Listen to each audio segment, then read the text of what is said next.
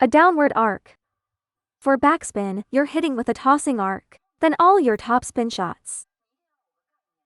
They follow a flat arc. After you lift a backspin ball, the next one should be a flat arc. You must contact the ball from directly behind it. Why does your ball go out of bounds?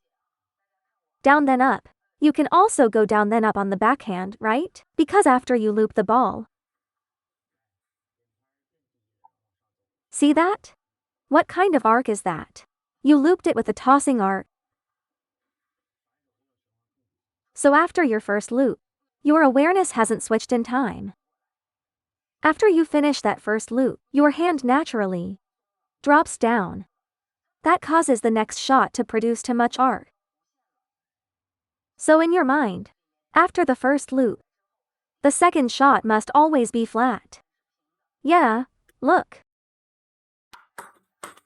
Flat arc. After looping, flat arc, first loop, second flat arc. The second shot, the opponent's block isn't even strong, you're just missing it yourself. Secondly, let's see why the second one goes out. Okay, everyone summarize it for me. I also used a flat arc, so why did it still go out?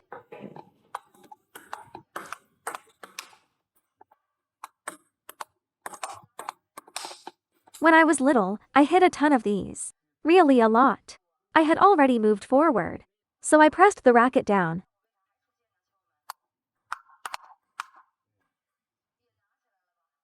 I did pressed the racket down. Right, the movement's too big. Let me explain why your movement is too big. It's related to the opponent's block. If I add a bit more spin, then on the second ball, the opponent blocks it short. And you can't reach it. You feel like you didn't use any power. So you exaggerate your swing to reach the ball. That's a very common mistake. Because after you loop, the return is soft and short. But you didn't move your feet. There are two ways to fix this. First way. After you lift, if the opponent blocks short, step in. That's a great solution. Use your right foot to step in. That ensures proper contact. Second one. After serving, don't rush. Wait until the ball comes close to you. Pause just a moment. It'll definitely bounce out. No matter how short the ball is, it'll still come out. So just wait. If I rush, it'll be like this. But if I wait. That's right. That's a timing issue. Let the ball travel a bit longer. Move your feet if it's tough, use this. You need the awareness to wait. Because it's not backspin anymore. As long as it's topspin, it'll come out eventually. But if you rush, you'll hit like this. If it's a strong shot, you can loop it right away. You can even go a bit stronger. But if it's a soft one, you shouldn't move. See, that went into the net. Then you can. For that kind of ball, look at his hand motion. If he's not adding power, just wait. Third reason. Your racket angle for backspin and topspin must change accordingly. Be sure to remember this one. Many people, when looping underspin, like to open their racket angle a bit, so you need a change in racket angle. Open the racket, then close it. Watch closely. Open, then close. But if your first loop is already with a closed racket, then you don't need to worry about this. Let me show you a slow motion example.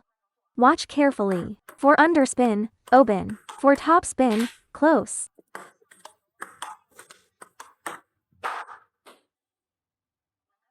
So if you already have the habit of closing the racket for underspin, you don't need to adjust. But if you usually open the racket for underspin, then you must adjust on this shot.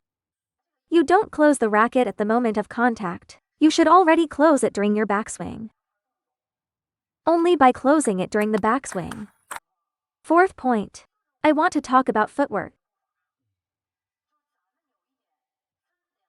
One common issue is overreacting. For example, when you loop a ball up, A small positional change makes your whole body wobble. Footwork is too frequent. You just need to shift your weight a bit, and you can adjust easily. Now, what's the second type? The ball is already coming to your middle area. After your first loop, footwork is too lazy. You don't even need to move your feet. Some players keep hopping around too much. A small movement is enough.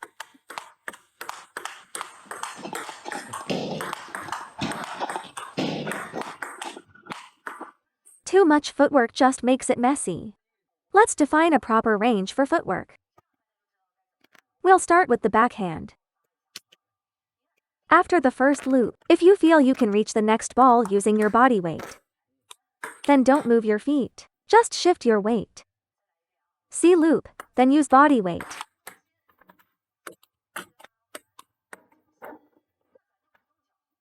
If you feel your weight can't get you there, and it's out of reach, then you have to move your feet. After looping, step and adjust.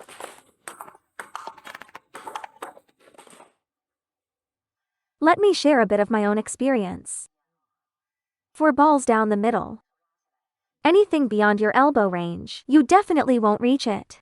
If it's within your elbow range, you can handle it after looping.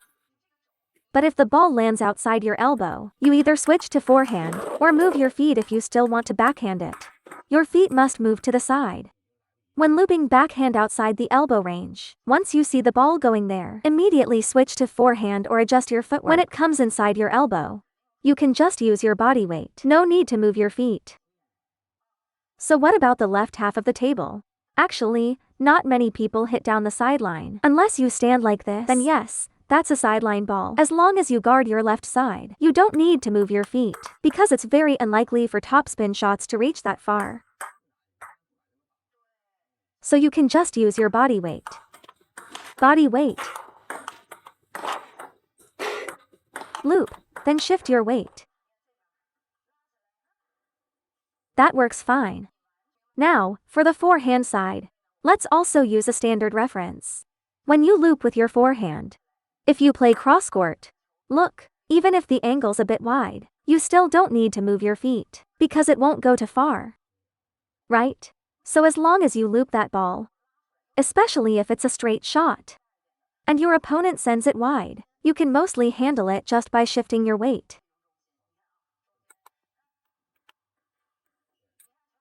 As adults, we should use our body weight efficiently when playing. For kids, I'd ask them to move their feet more.